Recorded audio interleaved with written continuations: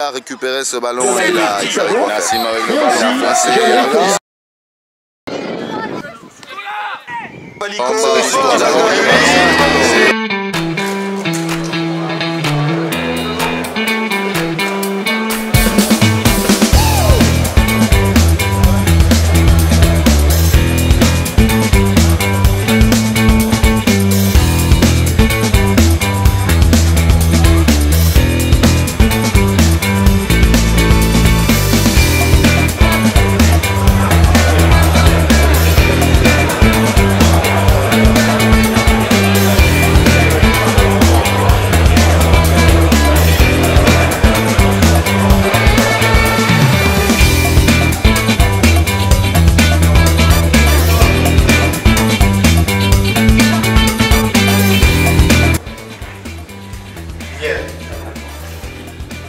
Monsieur le Président, Mesdames et Messieurs les Présidents, Mesdames et Messieurs, bonjour. Bienvenue à la Strada de Montsartou, je vous souhaite la musique. Alors, l'avantage des salles qui ne sont pas immenses, c'est comment on les remplit. Sinon, quand on fait des très grandes salles, effectivement, il y a beaucoup de trous. Là, au moins, on a vraiment le sentiment d'une assemblée générale pleine et entière, ce qui est rassurant. Bien. Je remercie bien évidemment M. Vullène, le président de Montsartou, et CMS pour son accueil sur le territoire. M. le maire est déjà venu nous saluer et il reviendra tout à l'heure et nous aurons le plaisir de lui remettre un souvenir. Donc je vais ouvrir cette séance avant les discours, puisque j'aurai le plaisir de vous apporter quelques mots. Et le président de la Ligue qui nous a fait la gentillesse d'être présent, bien lui aussi vous dira quelques mots. Et bien sûr, Robert, je pense aussi, va avoir quelque chose à nous dire. Alors, mon cher Robert, avant toute chose, pour vous manifester notre gratitude face à cette réception et aux efforts commis par le club pour nous accueillir aujourd'hui, j'ai le plaisir de vous remettre, si j'arrive à l'ouvrir, une plaquette. On va essayer vite de la faire tomber. Voilà. Il y a la photo.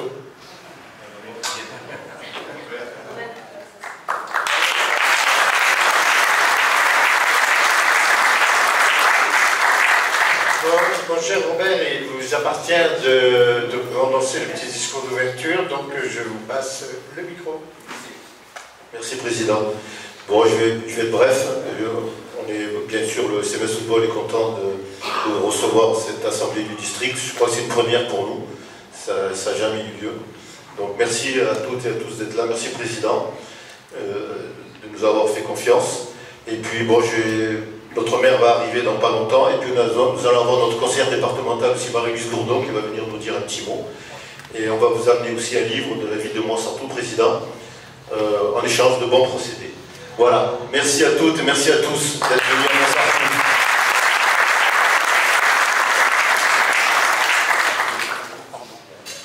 Premier exercice, football. Messieurs les présidents mesdames des clubs du district, mesdames, messieurs. Un grand merci pour cet accueil sur votre territoire. Et bien sûr à Robert Vullène pour l'assistance et l'organisation de cette assemblée générale. Encore une saison qui se termine et qui justifie amplement ce rassemblement annuel particulièrement agréable puisque tourné en principal vers les résultats sportifs, même si nous en profitons pour ajuster quelques textes. Il faut bien avoir des choses utiles. Nous ne saurions aborder cet AG sans évoquer le grand événement que constitue la Coupe du Monde féminine qui va se dérouler du 20 juillet au 20 août en Australie chez les kangourous. Par bonheur, c'est en milieu de journée, aux heures de midi, que nous aurons les retransmissions de télé de ces matchs, ce qui fait que nous aurons le plaisir de pouvoir voir et soutenir l'équipe de France aller les Bleus. De même, nous ne saurions passer sur la fin de crise qui a secoué la Fédération française de football et qui a connu son point final le 10 juin dernier par l'élection de M. Philippe Diallo en qualité de président de la Fédération française de football avec un score poutinesque de 91 et quelques pourcents. Gageons que une certaine sérénité va revenir régner dans les rangs de la Fédération. Mais parlons un peu de nous, le district, donc de vous. Le bilan sportif de cette saison est particulièrement satisfaisant, avec l'accession en National 2 de l'AS Cannes, par ailleurs championne de National 3, et qui, cerise sur le gâteau, sur son gâteau, voir son équipe féminine accéder en D3 à l'entretemps malheureusement. Ce club va ainsi redorer un blason qu'il n'aurait jamais dû voir ternir. Mais nous avons aussi d'autres grands gagnants. L'AS Cannes Le Cros qui intègre le National 3, l'accession en Régional 2 de Beau-Soleil et de l'AS Vence, l'accession en Régional Jeune pour les U20 régionales du Beau-Soleil, les 18, l'AS Cannes, les 17, le Cavillal de Nice, les 16, Saint-Sylvestre, dont nous reparlerons beaucoup aujourd'hui, et les 15, l'USCBO. Nous aurons noté au passage que nos deux clubs de Ligue 1, Monaco et Nice, finissent quand même dans la première partie du championnat de Ligue 1. De même, nous nous satisferons du parcours de Nice Futsal, qui malheureusement a échoué seulement lors du barrage national pour son accession à ce niveau de la compétition. Heureusement que les résultats sportifs de nos clubs sont bons, car ceux de l'ambiance dans les stades le sont un peu moins. Une étude détaillée vous démontrera que le climat social ambiant dégouline trop souvent dans nos clubs. Les parents deviennent infernaux, mettant à mal le travail de nos éducateurs. L'encadrement de nos équipes de jeunes montre encore des faiblesses, dues en particulier à un manque de formation. Rappelons que l'IR2F de la Ligue Méditerranée propose des formations adaptées à toutes les catégories et toutes les pratiques, et ce, avec l'aide de bonnes formations de la Fédération. L'organisation administrative de certains clubs est inadaptée, et c'est ainsi que sur la rive droite, deux clubs se retrouvent en rideau, avec l'obligation de création de nouvelles entités. Sur 10, un club ferme la boutique.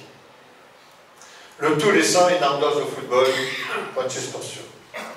Pourtant, là encore, l'IR2F de la Ligue propose des formations en direction des dirigeants et en visioconférence de surcroît. Parallèlement, nous assistons à des désistements dans le championnat senior, ce qui promet de bonnes soirées de calcul et de rédaction pour la notice d'engagement, mais nous pouvons faire confiance à notre ami Serge Bessy pour parvenir à boucler le tout. Malgré tout, cela tente à affaiblir la famille des joueurs seniors, preuve peut-être que nous devons rendre plus attractive la pratique de notre football par la recherche d'autres formes de pratique et d'organisation de compétition. L'avenir de notre football passe par une refonte de nos objectifs et pratiques. Le club, vous, est la cellule de base indispensable et par voie de conséquence se doit de proposer plus que le seul apprentissage du football. Bien évidemment, le football reste le cœur de métier, mais il ne saurait être isolé des réalités sociales, éducatives, environnementales. La fédération travaille sur une donnée essentielle pour demain, le club lieu de vie. Mais pour quel contenu? Plusieurs axes. Puissance foot, qui propose aux enfants un accompagnement par l'aide aux devoirs, mais aussi par la mise à disposition d'outils pédagogiques et la possibilité d'une formation à distance avec notre partenaire Academia. Tout ceci est mis gratuitement à la disposition des clubs sous la seule réserve d'un engagement de leur part et d'une certaine organisation. Le programme éducatif fédéral, que beaucoup d'entre vous connaissent, et qui propose au travers de présentations de plus en plus ludiques des thèmes sociétaux, variés et alliant le comportement et la citoyenneté. La digitalisation, qui poursuit sa croissance et que vous connaissez déjà au travers de Foot Club, de FAL, pour vos organisations de plateau, de Portail Club, etc. Les pratiques diversifiées, qui doivent vous permettre d'offrir des activités toujours axées sur le football, mais différentes, et adaptées aux aspirations des licenciés, dont beaucoup recherchent plus que plaisir de jouer que la simple performance et la championne. Ouvrons des sections loisirs au sein de nos clubs pour attirer et retenir nos licenciés. Et parmi ces derniers, recruter des bénévoles et volontaires pour les actions d'accompagnement dans la vie des clubs. Le point d'ordre de tout cela, c'est la structuration des clubs qui se met en place avec bientôt l'outil diagnostic entièrement revisité qui permettra à chacun d'entre vous de connaître simplement où il en est dans son projet club. Des outils accompagneront la démarche, elle-même confiée à des accompagnateurs chargés éventuellement de guider le club dans sa démarche et ses orientations. Ces accompagnateurs seront des gens de terrain et non de simples techniciens. La labellisation future sera totalement déconnectée du projet club et c'est le club qui fera la démarche volontaire, le conduisant vers le label. Celui-ci sera aussi entièrement revisité, modernisé, adapté, accompagné. Soyez assurés et rassurés. Votre district sera toujours à vos côtés pour vous accompagner dans votre démarche de réalisation de vos projets et ambitions. Votre réussite est notre réussite et celle du football. C'est pour cela que nous sommes là aujourd'hui et pourquoi pas demain. Merci de votre attention, bonne fin de saison, préparez bien la prochaine.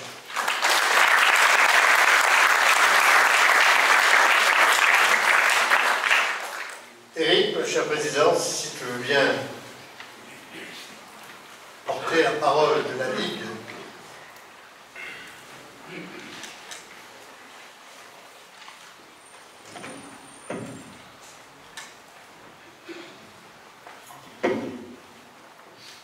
Merci, Monsieur le Président.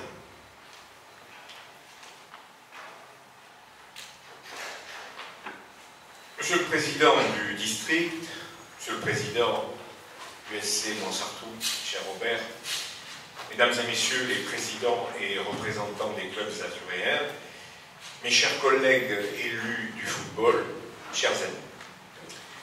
C'est avec un réel plaisir que je me retrouve en cette fin de saison pour clôturer l'exercice 2022-2023 à vos côtés ici, à Montsartou. Une saison bien chargée alors que nous avions décidé au niveau de la Ligue de faire une pause après un exercice précédent particulièrement dense. Et je sais qu'il en a été de même pour vous, comme vient de le rappeler le président de la Motte au sein de votre district, tant vos activités ont été nombreuses et intenses. Notre fédération a elle aussi connu des mouvements au sein de sa gouvernance, mais l'épisode est clos depuis la brillante élection de Philippe Diallo lors de la dernière Assemblée fédérale à Paris, le 10 juin dernier, en qualité de président élu désormais de la Fédération française de football. Nous devons désormais aller de l'avant et nous concentrer sur l'essentiel, c'est-à-dire sur le terrain.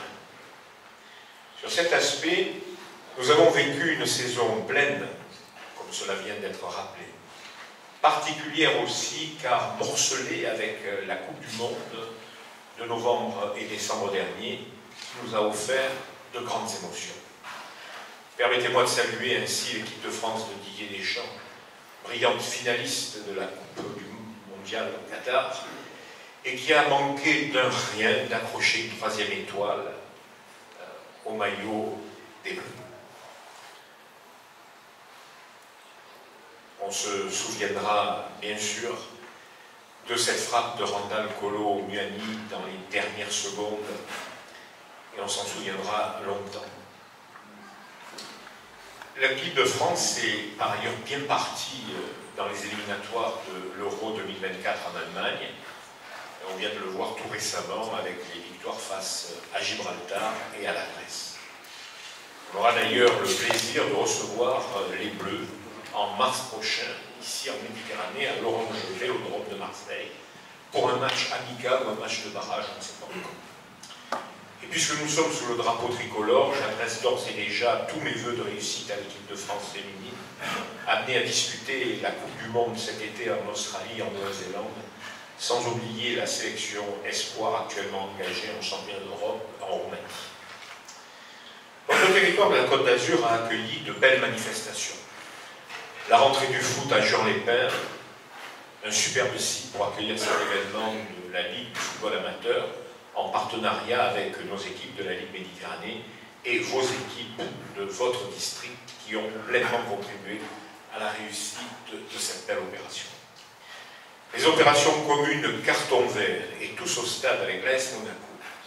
Le dispositif carton vert, rappelons-le, valorise les beaux gestes en championnat de jeunes et tous les lauréats avaient été invités pour honorer dans le superbe centre de performance de l'AS Monaco à la Turbie avant que tout le monde ne soit convié au stade Louis II pour participer à l'opération tous au stade, qui, je le sais, a mobilisé de nombreux clubs nationaux.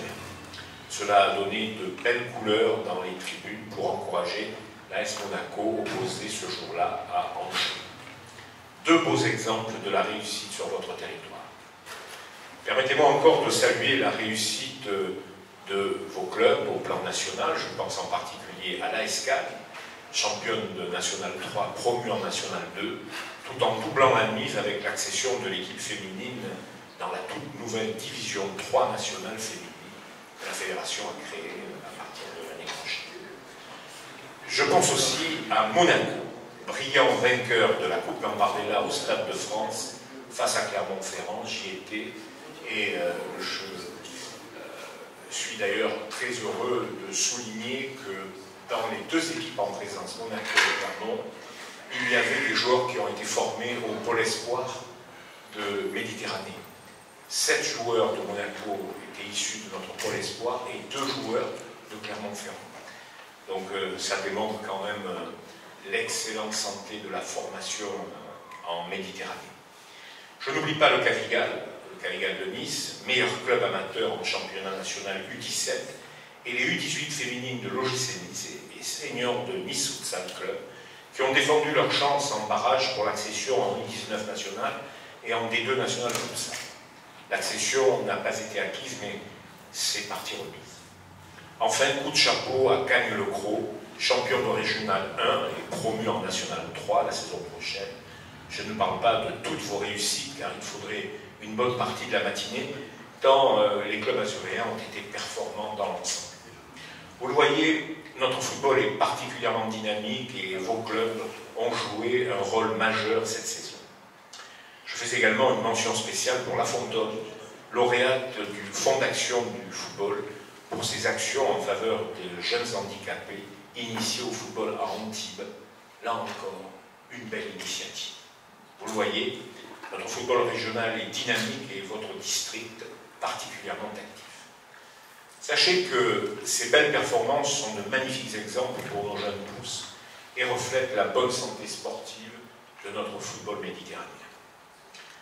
Voilà pour l'aspect bilan sportif de cette saison.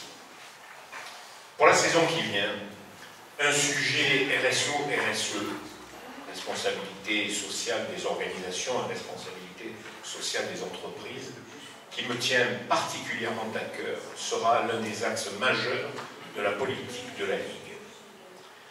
À la suite du rapport de l'inspection générale du ministère des Sports qui a pointé des défaillances en matière de lutte contre les violences sexistes et sexuelles, j'ai voulu prendre une initiative en région et publique pour anticiper cette question au niveau fédéral.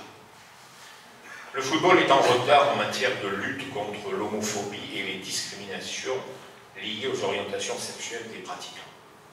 C'est pourquoi j'ai demandé à Johan Lemaire, président de l'association Foot Ensemble, de s'adresser à l'Assemblée Générale de la Ligue samedi dernier à Aix-en-Provence afin de délivrer un message de tolérance, de fraternité et de respect des droits humains. Quoi faisant, je pense que la Ligue est complètement dans son rôle, car le sport, et singulièrement le sport universel, le football, est le système de valeurs le plus communément partagé dans le monde. En cela, il constitue un socle moral reposant essentiellement sur la définition des règles et leur application effective. Le règlement sportif se pose alors véritablement comme un cadre pour les comportements humains. Tout en préservant l'ordre compétitif, le club, à travers ses éducateurs, ses dirigeants, forme les consciences, surtout celles des plus jeunes. Et la fédération a placé le club au cœur de sa mission éthique, la diffusion de valeurs morales, le respect des personnes, le respect des valeurs sportives, le respect des règles, la délimitation des comportements acceptables de ceux qui ne le sont pas. De même que nous croyons connaître une œuvre ou un artiste, un tableau que nous avons vu dans un livre, avoir entendu une œuvre musicale, il est indispensable d'être en présence des acteurs, d'aller à leur rencontre pour comprendre vraiment, hors virtualité, que c'est dans le club que ça se passe. Permettez-moi de citer celui qui fut un immense ministre de la Justice, un grand professeur de droit et surtout un avocat flamboyant au firmament du barreau français, Robert Badinter, qui, rapporté par l'Équipe Magazine, a résumé tout ce que je viens d'exprimer en déclarant, je cite, « Le sport n'est pas qu'activité physique, confrontation des énergies et des talents. Il est aussi maîtrise de soi, reconnaissance de l'autre et respect des règles du jeu.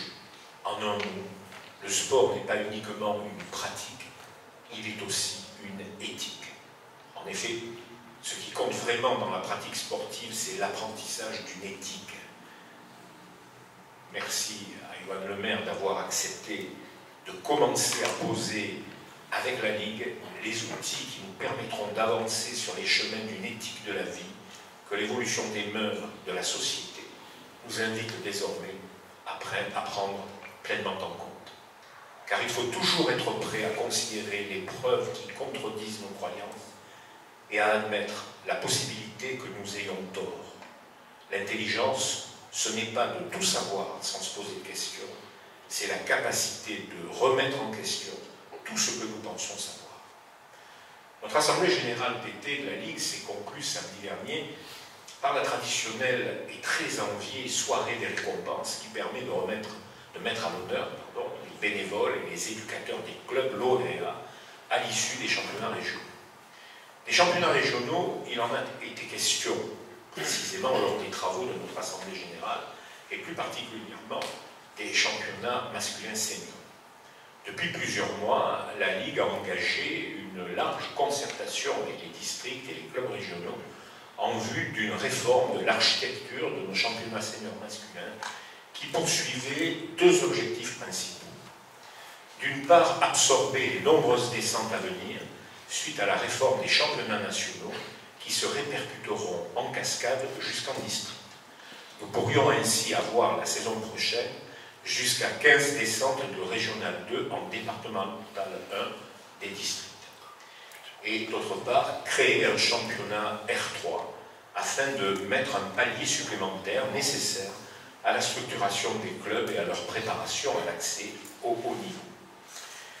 Les projets que nous avons présentés permettaient une réforme sans aspiration de clubs supplémentaires de district et une saison sans descente de ligue en district. Malheureusement, cette réforme a été rejetée à 50,6% des voix exprimées. Les délégués des clubs du district de la Côte d'Azur et du district de Provence ont publiquement indiqué qu'ils étaient contre, alors que les autres districts ainsi que l'immense majorité des clubs de ligue y étaient favorables. Quand on analyse attentivement les votes, on constate que seulement 71% des voix étaient représentées lors de notre Assemblée Générale, dont acte, nous aurions pu mobiliser davantage. Mais ainsi, sur le total des voix théoriques de notre Assemblée Générale de Ligue, cette réforme n'a été rejetée que par 37,5% des voix. Par ailleurs, les délégués du district Grand Vaucluse, favorables au projet, n'ont pu voter pour des raisons de délai statutaire après une période de trouble au sein de la gouvernance de ce district.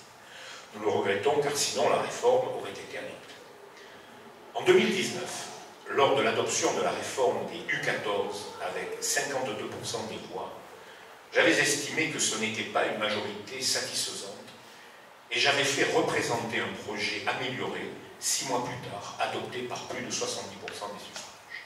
Aujourd'hui, j'estime qu'une réforme rejetée par 50,6% des suffrages exprimés, alors qu'un district était empêché de voter, ce n'est pas démocratiquement satisfaisant. Je vous l'annonce donc aujourd'hui, nous n'allons pas renoncer à cette réforme et nous présenterons un nouveau projet dès l'Assemblée d'hiver de la Ligue, parce que c'est dans l'intérêt du football régional et de ses clubs, et parce que nous souhaitons une majorité claire pour ou contre cette réforme. Je vous remercie de votre attention. Bonne assemblée à tous.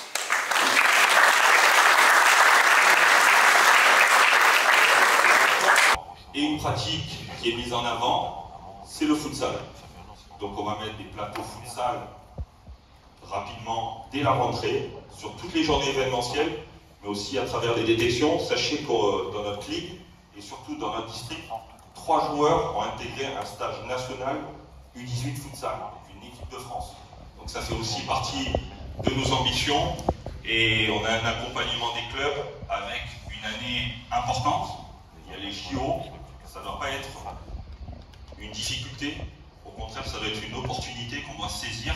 On espère avec des résultats probants de nos garçons et nos filles, mais les clubs devraient être en capacité à utiliser ça, cet événement-là dans le projet club, à travers peut-être des journées événementielles, ou des journées ou des challenges qui vont peut-être défier, et ça nous permettra d'être attractifs et aussi de fidéliser vos licenciés. Merci à vous.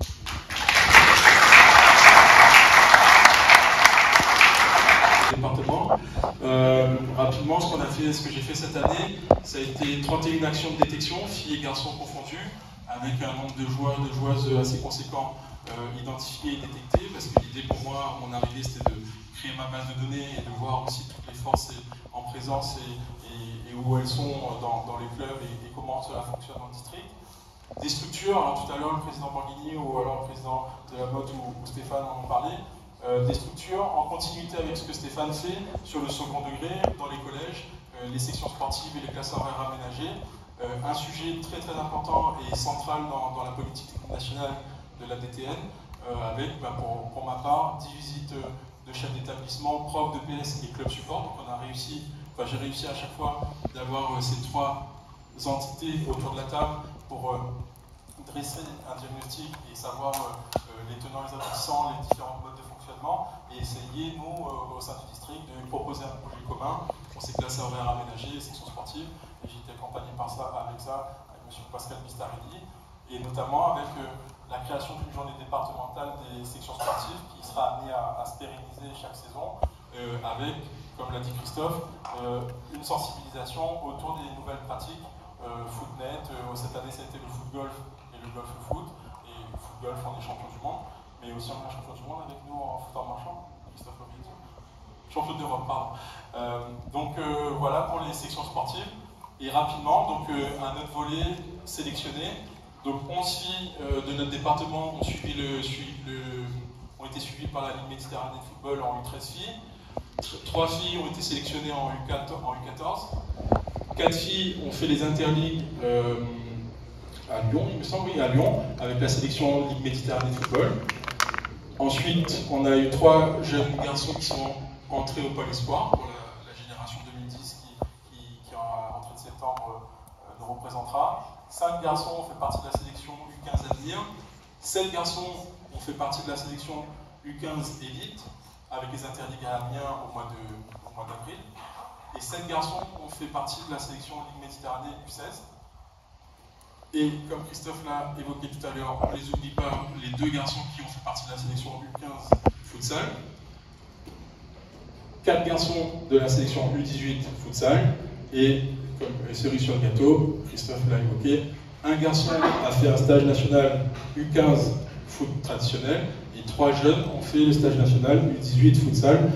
qui proviennent de nos clubs, de notre département, notamment du Nice Futsal, tout à l'heure on l'a évoqué. Donc on peut les applaudir, ces jeunes, parce que je suis un parcours assez long et on a fait le maximum avec Christophe pour les accompagner dans la pratique. Juste rapidement pour le futur de notre filière d'accession au haut niveau. La saison prochaine, je vais essayer d'animer et de lancer ce réseau de responsables techniques, parce que la communication permanente entre vous et nous permet de mettre les enfants dans les meilleures conditions. Le lancement des centres de perfectionnement sportif, avec 4 interdistricts pour la saison prochaine, et le lancement des détections futsal, tout à l'heure Christophe en a parlé, et le renforcement du projet qui vise à améliorer et à mettre un cadre commun autour des sections sportives, avec notamment 3 ou 4 structures qui verront le jour la saison prochaine, et notamment, encore une fois, grâce au travail d'intégration. Alors, le président, excusez-moi, pénétration dans le milieu de l'éducation nationale, la continuité, elle est là, et en tout cas, on veut surfer sur cette vague correctement. Et la saison d'après, optimisation des CPS, lancement des CPS sur les catégories suivantes, et optimiser le suivi des joueurs et des joueuses dans leur parcours de performance. J'ai bientôt fini, et c'est là le plus important. La petite carte en haut à droite, c'est pour remercier l'ensemble des clubs. Vous êtes là, on connaît des visages, super bien accueillis, dans les 4 coins du département, Christophe et moi, et Stéphane bien sûr. Merci aux clubs et aux villes pour votre accueil. Franchement, sans vous, c'est compliqué. De décaler vos séances d'entraînement pour les détections, etc., etc. Je tenais vraiment à avoir ce micro pour vous dire merci, merci, merci. On revient, attention. Et merci à nos collègues, donc Catherine, Stéphane et Babette, pour leur aide et leur soutien en permanence. Merci aux bénévoles de nos commissions techniques et de féminisation et de mixité, et les autres commissions qui sont autour de nous aussi. Et merci à nos élites du comité directeur, parce qu'ils sont souvent à l'écoute de nos projets, de nos idées, et nous donnent leur expertise aussi sur l'ensemble de notre travail. Voilà. Et les petits jeunes ont du mal à faire interpréter les lois du jeu qu'ils viennent d'apprendre, donc j'ose espérer qu'ils s'en rappellent, puisqu'ils ont été formés dans quelques mois auparavant. C'est comme la post-coaching, hein. Ils ont du mal à la faire accepter, et pourtant elle est obligatoire. Donc moi je rappellerai bien évidemment, puisque lundi soir j'ai mon assemblée des arbitres, je leur rappellerai qu'il faut qu'ils appliquent les lois du jeu. Et en U12, U13, et je précise qu'on est le seul district en Méditerranée à mettre des arbitres officiels dans ces catégories. Donc il ne tient qu'à vous à nous envoyer de nouveaux candidats à l'arbitrage pour que nous puissions peut-être un jour désigner également en U12 niveau 2. Mais pour nous c'est une difficulté, on envoie souvent des anciens. Sur les matchs U12, U13, nous avons des arbitres qui ont passé la cinquantaine. Voilà. Mais je pense que l'explication au départ, ça vient de ça, parce que les petits jeunes, ils n'osent pas s'imposer. C'est la grande difficulté pour les tout nouveaux qui arrivent par rapport à certains coachs. Moi, j'ai participé aux 2 journées, donc je peux vous dire que j'ai vu pas mal de choses, même en allant dans des clubs qui sont tranquilles. Hein, c'est pour ça que le main de touche s'impose par rapport à cette jeunesse-là qui est la Oui, je rebondis. Effectivement, ce qu'on vous a présenté, c'est des observations réalisées par, entre guillemets, l'autorité de tutelle. Donc nous, on est allés voir sur les terrains ce qui se passait. Et on vous restitue le résultat des observations. Mais sans vous, on ne fera rien. Soyons très clairs. C'est un partenariat avec les clubs. Les éducateurs qui font des fois des choses pas normales, ce sont vos éducateurs. Les parents qui nous pourrissent la vie, ce sont vos parents. Ce qui fait que, alors, tous ensemble, encore une fois, l'intelligence étant de nous, c'est tous ensemble que nous devons rechercher et trouver des moyens d'amélioration de la situation. Alors, on a parlé de la formation. Formation pour les éducateurs. Un éducateur formé est un éducateur qui a reçu un enseignement avec des conseils et qui se trouve, je dirais, rassuré et par là même qui va être moins en faiblesse et moins soumis à des réactions. Bon voilà. Mais les parents, il faut que vous leur appreniez à rester à leur place. C'est-à-dire celle de parents, on accompagne, on encourage. Mais bien évidemment, on ne se mêle pas de la technique du carré vert et on laisse travailler tranquillement les éducateurs. Et je le répète, c'est en relation avec vous, c'est vous, les clubs, qui avez en grande partie les clés de la réussite, de l'amélioration de nos rencontres chez les petits, parce que malgré tout, c'est totalement anormal, voire inadmissible, d'entendre des cris de fous avec des gamins de U6 à U13, c'est n'importe quoi.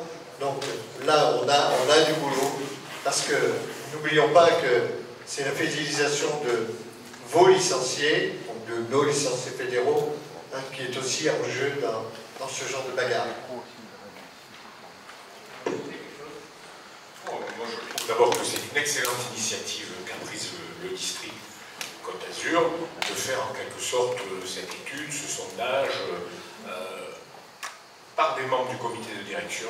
Donc c'est des élus qui sont venus assister à des matchs de football d'animation et qui ont pointé des petits dysfonctionnements qu'ils vous restituent aujourd'hui. Et voilà, c'est une piste de travail, de co-construction ensemble d'un beau football d'animation pour demain sur le territoire du district de la Côte d'Azur. Et voilà, c'est un travail de longue haleine, parce que des fois il y a de mauvaises habitudes qui sont prises par les éducateurs. Bon, les parents, on le sait, c'est la plaie, c'est le cancer du football, c'est les parents. C'est difficile pour les clubs. Voilà, c'est compliqué de maîtriser les parents. Et pourtant, c'est une des clés du succès, parce que voilà, si le jour où les parents se comportent vraiment en parents et pas en entraîneurs, en sélectionneurs et surtout en supporters acharnés de leur enfant, s'imaginant avoir le petit Mbappé ou le petit Zidane dans la famille, c'est sûr que les clubs et les éducateurs pourront travailler beaucoup plus sereinement. Mais en tout cas, bravo district, bravo Alain, s'il n'y a pas les parents, les enfants cette comment étude, et surtout, c'est bien d'annoncer que ça va continuer. Juste milieu. Parce qu'au bout de 2-3 saisons, vous aurez une photographie quand même précise des points sur lesquels il faut travailler. Et avec les clubs, c'est-à-dire chaque année, on va leur dire, voilà messieurs, là il faut travailler sur la position des éducateurs. L'année prochaine, ça sera peut-être un autre défaut qui va sortir, et ainsi de suite. Et par petites touches un peu pointillistes, vous arriverez à faire du bon boulot. Merci.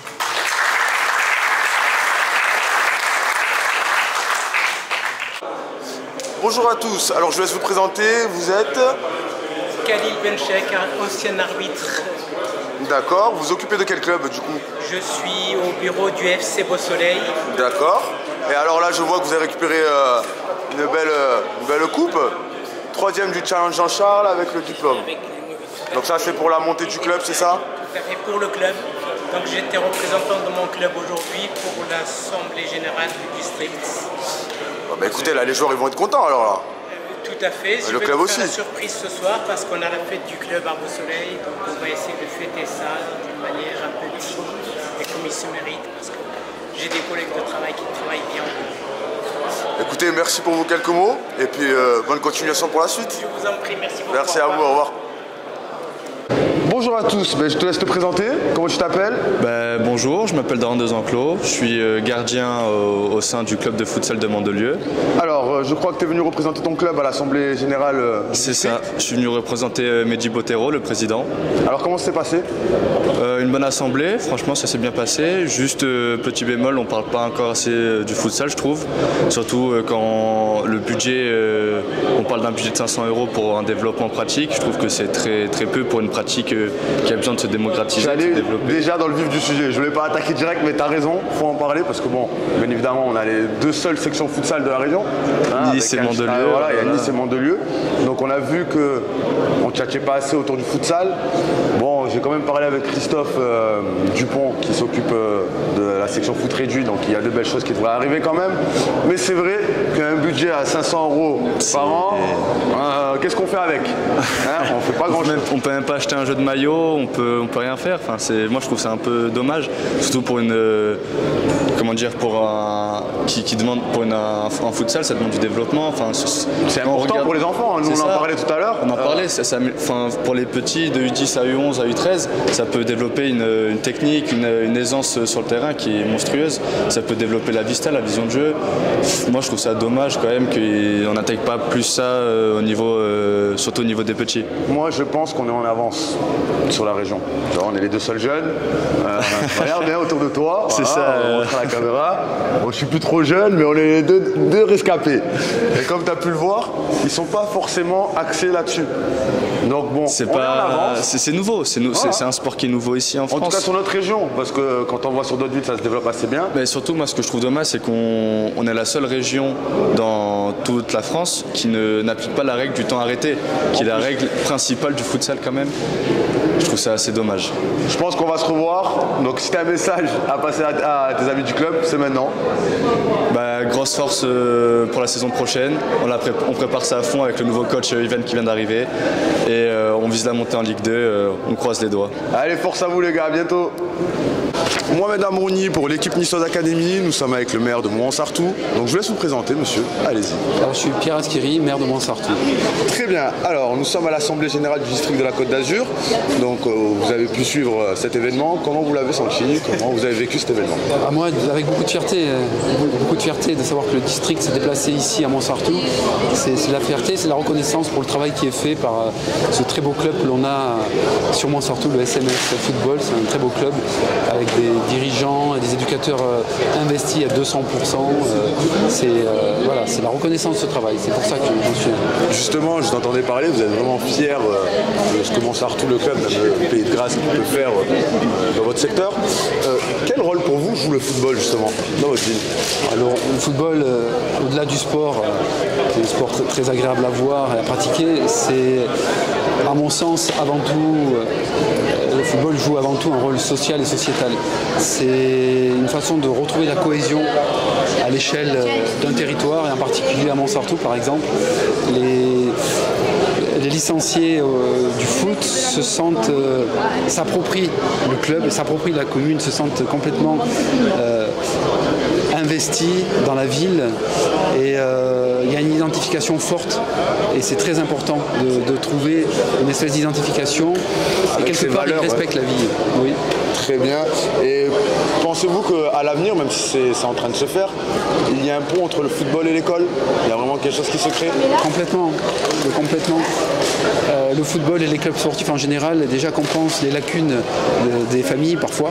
C'est la deuxième famille, le club sportif et le foot en particulier. Et il faut, à mon sens, il faut qu'il y ait vraiment un pont entre l'école et le foot. Les éducateurs peuvent faire passer des messages que les enseignants ont du mal à faire passer parfois.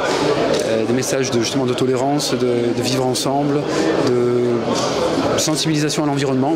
Je sais que ça se fait très bien, par exemple ici à Mouansartou, avec les éducateurs. Donc il y a vraiment un binôme à construire entre d'un côté le corps enseignant et le corps des éducateurs sportifs et du football en particulier.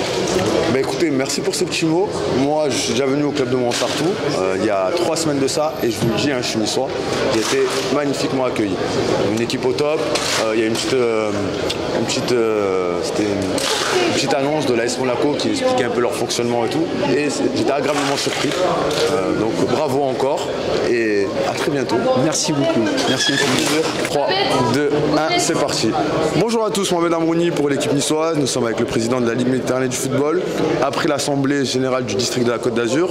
Donc comment s'est passée cette Assemblée Générale? Comment vous l'avez senti? Écoutez, cette Assemblée s'est merveilleusement bien passée, dans un esprit très convivial, très fraternel, je dirais. dirais, accueillis que nous avons été par monsieur le maire de Montsartou dans cette superbe médiathèque.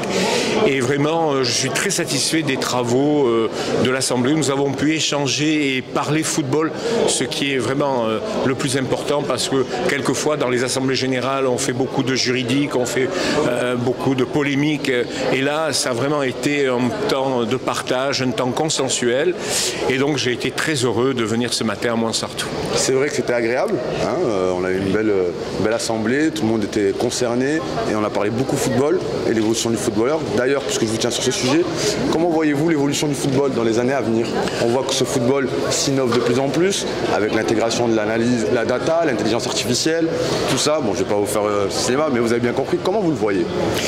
Écoutez, moi je suis très positif sur l'évolution du football français, que ce soit au niveau du football professionnel où la Ligue menée de main de maître par Vincent Labrune propose un spectacle sportif avec notre Ligue 1 tout à fait intéressant. Les affluences dans les stades n'ont jamais été aussi importantes que cette saison et vraiment le niveau du football français est un très bon niveau.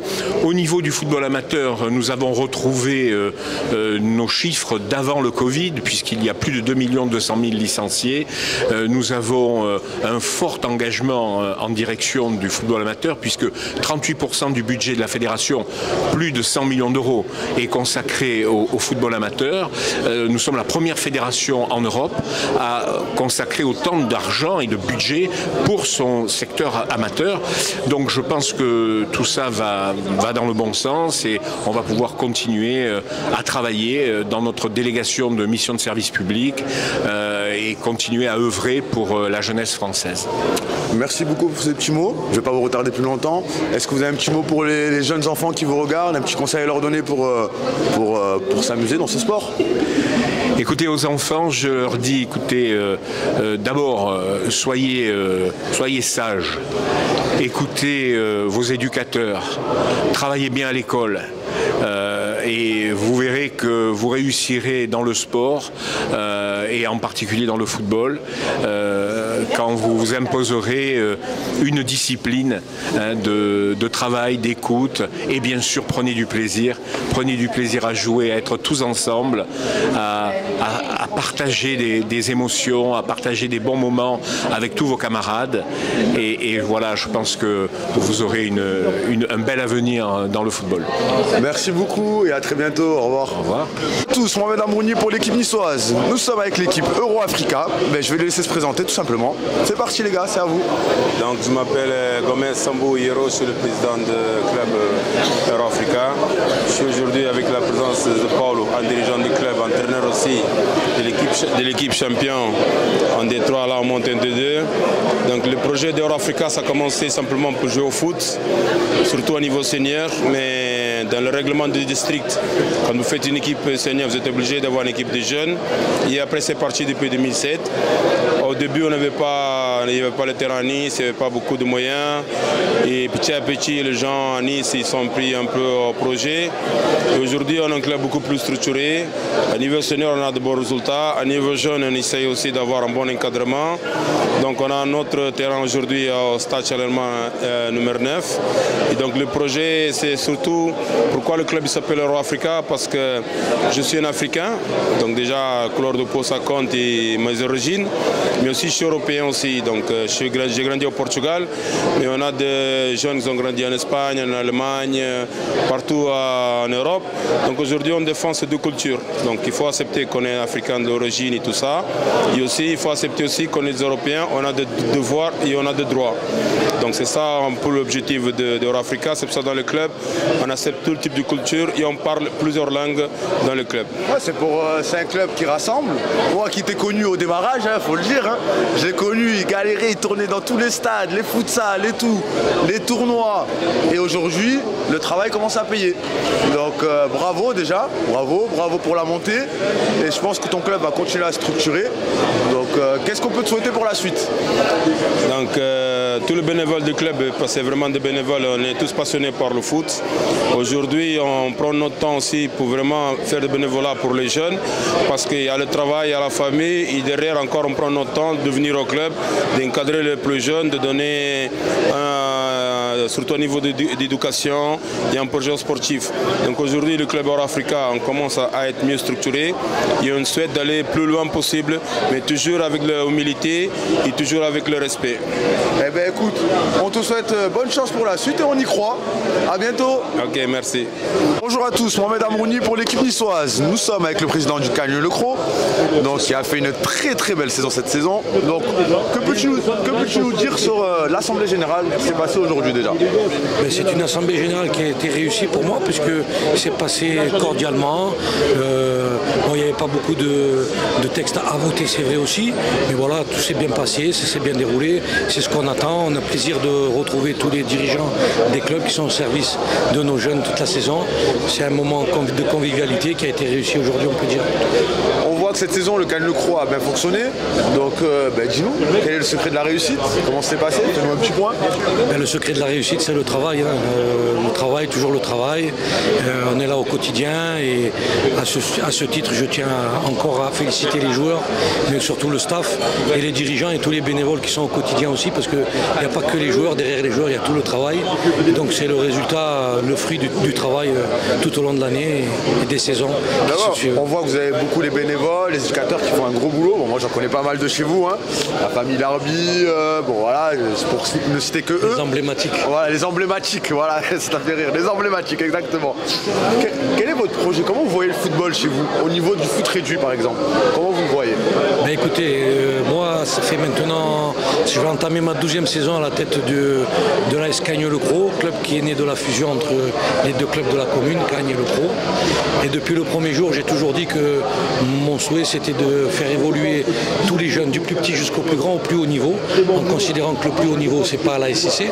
On a la chance d'avoir des clubs professionnels sur le département et dans la région. Donc j'essaye de mettre tout en œuvre pour que tout le monde vienne prendre sa part de plaisir, parce que c'est la base de tout.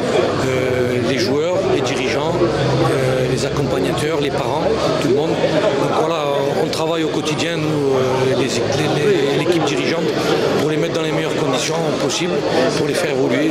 Ça commence des plus petits. Voilà. Et dernière question, nous on est, l'équipe niçoise Académie, on est beaucoup sur le futsal. On sait que vous avez une section futsal chez vous. Comment ça se passe? Qu'est-ce que vous en dites? Voilà. Écoutez, c'est très compliqué pour nous, puisque comme la plupart des communes du département et de la région, je pense, les communes ne nous suivent pas. On a bénéficié d'un terrain extérieur futsal qui a été financé par la Fédé à Cagnes-sur-Mer. J'ai voulu commencer par les seniors pour essayer d'attirer les jeunes au futsal. Malheureusement, ça va être compliqué la saison prochaine, puisque ne bénéficiant pas de créneaux dans des gymnases, c'est très compliqué, malgré les efforts de la Fédé, du district, de la Côte d'Azur et de la Ligue de nous avoir fait bénéficier d'un terrain extérieur. Quand il y a les intempéries, c'est pas très compatible, c'est pas compatible du tout. Et on n'est pas très aidé par la commune de Cagnes à ce niveau-là, puisque nous bénéficions d'aucun créneau à l'intérieur des gymnases. J'espère qu'on va réussir à continuer, mais c'est mal engagé. Je ne pense pas dans le futur proche, mais peut-être dans un futur pas trop lointain non plus, parce que vous avez le côté football qui se développe vachement bien, donc c'est vrai qu'il faut laisser un peu d'espace aux autres, entre guillemets, mais que le futsal est en train d'arriver fort. Oui, c'est un petit message qu'on passe. C'est pour ça qu'on avait commencé à structurer là, et franchement, c'est compliqué. Je ne sais pas si je vais pouvoir renouveler une équipe de seniors, mais on va s'atteler à essayer de bâtir des équipes de jeunes. Voilà, si les seniors, c'est difficile, on va quand même continuer, notamment aussi à la section sportive où on a mis du futsal aussi cette année, voilà, pour essayer d'attirer un petit peu des jeunes, mais c'est compliqué. Écoutez, déjà la section football marche très bien, continuez là-dessus, après le reste c'est que du bonus. Merci encore pour ces petits mots. C'est moi qui vous remercie. Et à très bientôt. Et je vous remercie de nous mettre le football amateur en avant. Voilà, c'est très important aussi. Merci beaucoup. Au revoir. Mohamed Amrouni pour l'équipe niçoise. Donc je vous laisse vous présenter pour notre public. Oui, bonjour Monsieur Amrouni. Gilles Hermani, donc président des arbitres de la Côte d'Azur. Depuis 20 ans, hein, puisqu'on vous l'a annoncé tout à l'heure lors de l'Assemblée Générale du district. Je suis également membre de la Commission régionale des arbitres et membre du pôle JAF à la Fédération. C'est-à-dire je travaille pour les meilleurs jeunes en France aussi. Voilà. Mais je travaille surtout à la base pour mes arbitres de district. Très bien. Voilà. Le sujet justement par rapport à ce qu'on a entendu, les comportements sur le terrain, des éducateurs, leur placement. Qu'est-ce que vous en pensez concrètement et qu'est-ce qu'on pourrait amener de nouveau pour changer ces comportements par exemple? Alors ces comportements, effectivement, il va falloir les améliorer de façon à ce qu'on puisse se retrouver dans le respect du règlement qui touche le football à effectif réduit comme les autres footballs. La difficulté, c'est effectivement dans les matchs de jeunes, souvent il y a 2 matchs en même temps, donc les parents sont sur le terrain, etc. C'est une grosse difficulté, d'autant plus que la population arbitrale dans ces catégories de jeunes concerne en majorité des nouveaux arbitres stagiaires très jeunes, donc qui se laissent quelque part attendrir, je dirais, influencés par des placements qui ne sont pas conformes à la réglementation. Qu'est-ce que j'en pense? Il faut travailler au niveau du district, pas spécialement au niveau des arbitres. Moi, les arbitres, ils connaissent leur règlement, mais il faut travailler au niveau des éducateurs pour qu'ils arrivent à respecter les règles imposées. Très bien. On ne va pas durer longtemps. Hein. Juste une petite question. Quel conseil pourrez-vous donner, parce que vous êtes arbitre depuis un bon moment, aux enfants qui aimeraient pratiquer ce sport, le football, prendre du plaisir et peut-être réussir dans ce sport? Quel conseil vous pourrez leur donner? Pour venir vers l'arbitrage ou pour... Les deux. Alors on va faire les deux, l'arbitrage et le football. Écoutez, le football, alors déjà, la définition d'un arbitre, c'est la priorité, c'est d'aimer le football. Parce que si un arbitre veut perdurer, il faut qu'il aime le foot à la base. Parce que la fonction d'arbitre, c'est une fonction difficile, qui demande beaucoup de courage. C'est pour ça que moi, les jeunes, je les protège beaucoup. J'essaie de les aider, de les mettre en confiance, de façon à ce qu'on puisse les fidéliser, ce qui est une grande difficulté. Aujourd'hui, je perds tous les ans 30 à 40 arbitres. Parce que le manque de sécurité, bon, même ça s'est amélioré. Sécurité, mais c'est surtout les attitudes, le manque de respect. De reconnaissance envers l'arbitrage. Oui, c'est reconnaissance ou pas, mais respect quand même. Le respect n'y est plus dans plus grand chose d'ailleurs. Donc les arbitres, c'est une difficulté. Et moi, mon message, c'est pitié. Quand vous voyez des jeunes arriver, ne les utilisez pas. Ne les utilisez pas. Et aidez-les parce qu'à la sortie, un jour, on n'aura pas tout le temps 300 arbitres comme j'ai aujourd'hui en Côte d'Azur, ce qui reste du domaine de l'exploit et d'un gros investissement. C'est un travail permanent. Hein. Pour moi, c'est un parcours, c'est un travail au quotidien. Je travaille tous les jours l'arbitrage, bénévolement bien sûr. Voilà, mais bon, moi j'ai ma conviction et j'ai des bons résultats. J'ai un arbitre en Ligue 1, j'en ai un autre en Ligue 2 que j'ai eu, ils avaient 13 ans. Donc tous les deux font un parcours remarquable. Derrière, j'ai la moitié des jeunes arbitres de Ligue qui sont en Côte d'Azur. Donc on a de bons résultats. Et moi j'invite tous les jeunes qui sont tentés ou qui même arbitrent bénévolement des matchs pour leur club de se lancer, passer l'examen d'arbitre qu'on peut suivre maintenant très rapidement en 3 jours, qui se dérouleront dès la fin octobre et avant les fêtes de fin d'année. Voilà. Il faut se renseigner auprès du district, c'est ça? C'est IR2F qui gère ça à la Ligue, mais au district aussi, et sur le site du district, il y aura ce qu'il faut pour qu'éventuellement les jeunes qui ont le courage de se lancer là-dedans, mais s'ils ont le courage, nous on les aidera. Parce que j'ai une belle équipe autour de moi, d'une 30aine de personnes qui sont dévouées, qui travaillent et qui sont passionnés. Moi je veux dire mon ressenti personnel, j'ai rencontré des arbitres au tournoi des Aiglons, 4 à 5 arbitres, j'ai parlé avec eux, il y avait des jeunes arbitres, il y en a un qui m'a vraiment plu.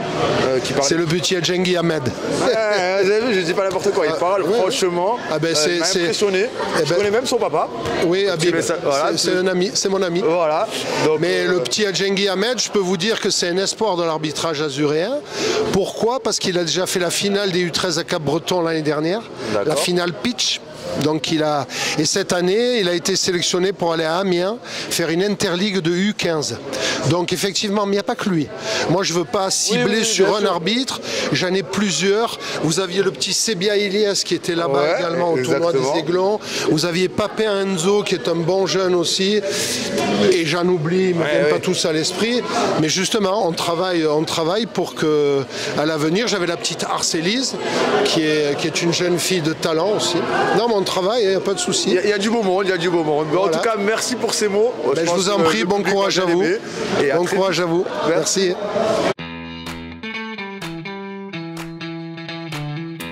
Permettre à vous, parce que vous avez certainement des petits gamins, moi je veux le voir pro, on fait trop dire la fameuse à la maison, parce que vous êtes certainement parents, qu'est-ce que tu veux faire plus tard? Footballeur professionnel.